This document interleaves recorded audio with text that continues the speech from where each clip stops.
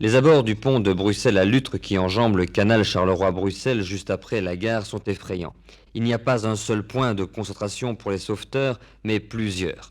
Quand nous arrivons dans la nuit qui vient de tomber, des lumières blafardes font apparaître d'immenses tôles tordues, des rails écartelés, des wagons qui se sont soulevés prodigieusement au point de toucher le point culminant du pont de fer. Des banquettes déchiquetées sont curieusement accrochées au plafond, les roues du train se sont éparpillées sur plusieurs centaines de mètres et surtout, le long de la route de halage, un wagon s'est retourné en s'écrasant. Tout au long de la route qui rejoint le centre de la commune de Lutre au lieu de l'accident, une route longue d'un peu plus d'1 kilomètre, les voitures de secours se succèdent, amenant du matériel et des hommes qui, malheureusement, à l'heure qu'il est, ne pourront déjà plus dégager que des cadavres. Dans les éclairs des flashs et sous les faisceaux des projecteurs, les lieux sont tragiques, mais moins cependant qu'un peu plus tôt dans la soirée, à 19h12 exactement, lorsque le train a abordé le pont de Bruxelles. Monsieur Clarence, est-ce que jusqu'à Lutre, tout s'était bien passé dans le train? Tout était normal. Bon, vous arrivez devant la gare de Lutre, le train roule, d'après les renseignements qu'on possède, à 119 km/h. Que se passe-t-il à ce moment-là? Je ressens un choc. Je regarde et je constate que je suis déraillé. Ça va très vite? Un éclair. Le temps d'un éclair. On ne s'imagine pas sur le coup. Que s'est-il passé juste après le choc, juste après l'accident? J'ai ouvert une vitre et j'ai vu la catastrophe.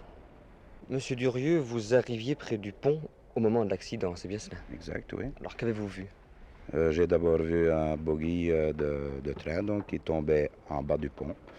Et ensuite, j'ai entendu un fracas sur le pont. J'ai regardé, j'ai vu donc le train donc, rentrer dans l'infrastructure du pont. Et ensuite, j'ai entendu un bruit sec devant moi, j'ai arrêté.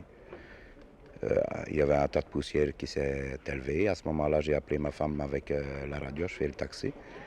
Et ma femme, je lui ai dit donc d'appeler le 900 le plus vite possible. Je lui ai dit de dire que c'était vraiment la catastrophe. Ensuite, quand la fumée s'est dissipée, la poussière, quoi, j'ai vu que c'était un wagon de voyageurs qui était donc les roues en l'air sur la route. Qu'ont fait les voyageurs? Est-ce qu'il y a eu de la panique dans les wagons? Aussitôt, je suis descendu du fourgon et j'ai invité les voyageurs à rester calmes, que les secours allaient venir tout de suite. Madame, où étiez-vous située dans le train? Eh bien, j'étais située dans... attendez... aux 3/4 du train. 3/4 du train, à peu près. Alors, À que peu près. s'est-il passé? Et ce qui s'est passé, voilà, c'est un train qui partait de Charleroi vers 7h moins 2. Et tout a été normal, disons, pendant un quart d'heure. Et puis, à un certain moment, j'ai ressenti les voitures qui ballottaient très fort, très fort. Et premier réflexe, je me dis, tiens, comment ça se fait que ces voitures savent encore rester sur les rails, hein, en continuant comme ça. Et j'avais changé de direction, de place. Et à un certain moment, mon sac tombe, qui était resté sur l'autre banquette. Et au même moment, le déraillement s'est produit. Et instinctivement, je me suis baissée pour ramasser mon sac qui se trouvait en dessous de la banquette. Et je crois que c'est ça qui m'a sauvée. Parce que tout le porte-bagages, les porte-bagages, tout ça s'est écrasé vraiment. S'est écrasé parce que la voiture qui me suivait est montée, a escaladé en partie la mienne, enfin. Il y avait d'autres personnes dans votre compartiment? Oui. Alors, comment êtes-vous sorti du compartiment? Comment on est sorti? Toutes les portes, vous voyez, les portes étaient tordues. Vous voyez, c'est difficile, le choc, hein? Les portes étaient tordues. Alors, on frappait au carreau, on criait au secours, hein, venez nous sauver, venez nous sauver. Mais ce qui est effrayant, monsieur, ça, c'est un cauchemar à vie pour moi, cette chose-là.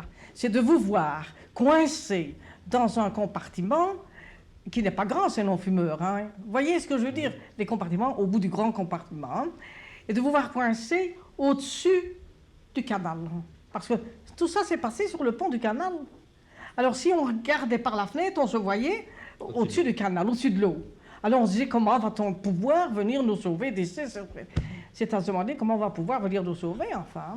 Est-ce qu'il y a des gens qui sont sortis par les fenêtres, qui sont précipités, qui ont voulu quitter le train fou? Oui, mais je les ai invités, mais j'ai rien eu à faire. La panique, non. Vous avez vu des blessés à ce moment-là? J'ai eu les blessés automatiquement. Oui. Au moment du drame, un de nos confrères photographes à la Nouvelle Gazette se trouve le long du canal.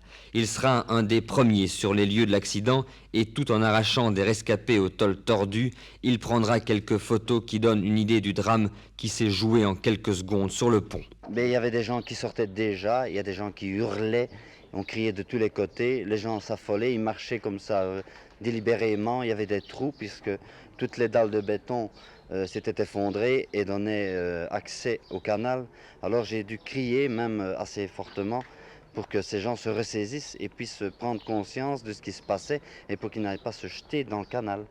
Alors on a commencé avec des gens comme ça, des sauveteurs bénévoles, à prendre une, deux personnes et les tirer, mais dans l'affolement, les gens ne voulaient pas, comment je vais dire, ils ne collaboraient pas au départ, ils se demandaient ce qui se passait, qu'est-ce qu'on leur voulait, malgré qu'ils étaient blessés, qu'ils étaient là affolés.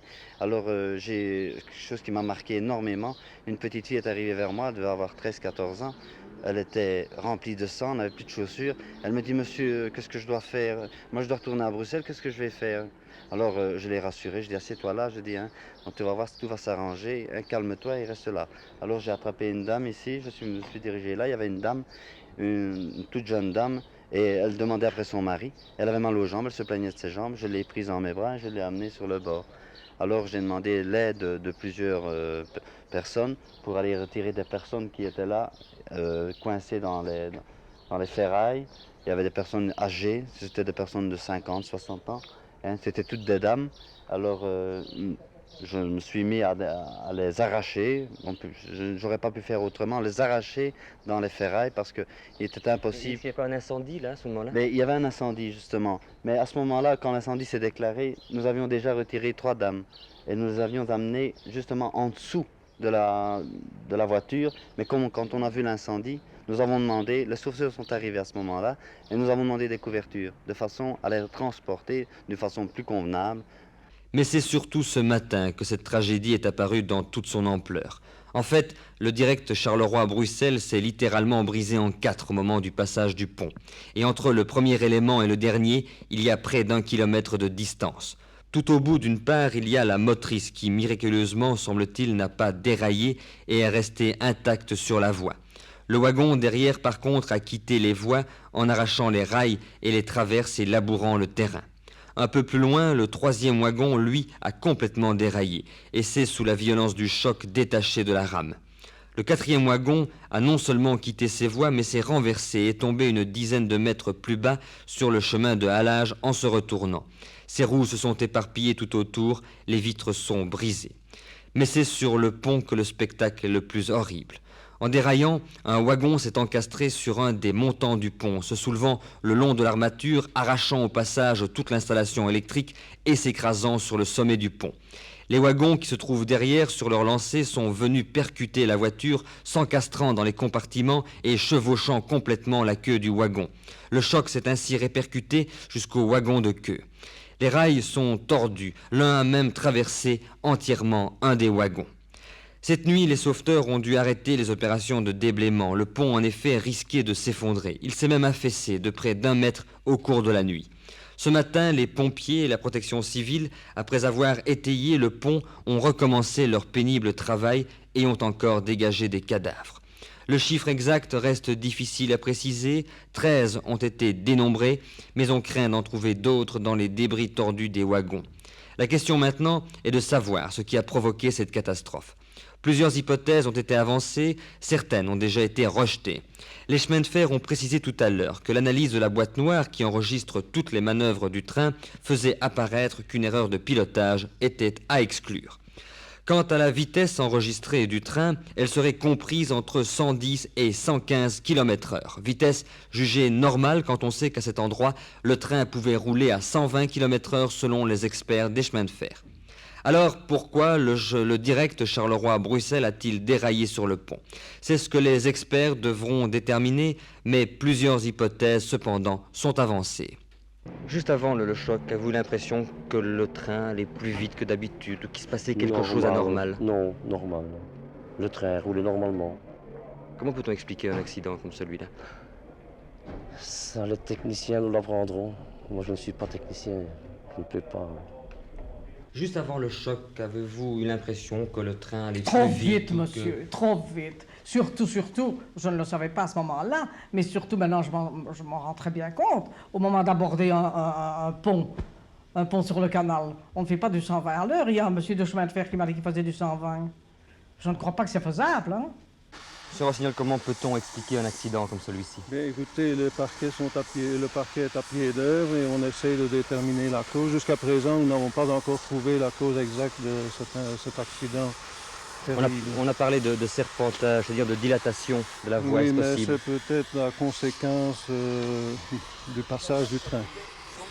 Pourquoi la voie est tordue et serpentée à un endroit, c'est ça? Après ou pendant le passage du train, c'est ce que les experts essayent de déterminer actuellement. On a aussi parlé de la vitesse. Il faisait 119 km/h, semble-t-il. Oui, la Vitesse vitesse normale. maximum est de 120 km/h. Donc il roulait de vitesse normale. Une vitesse normale.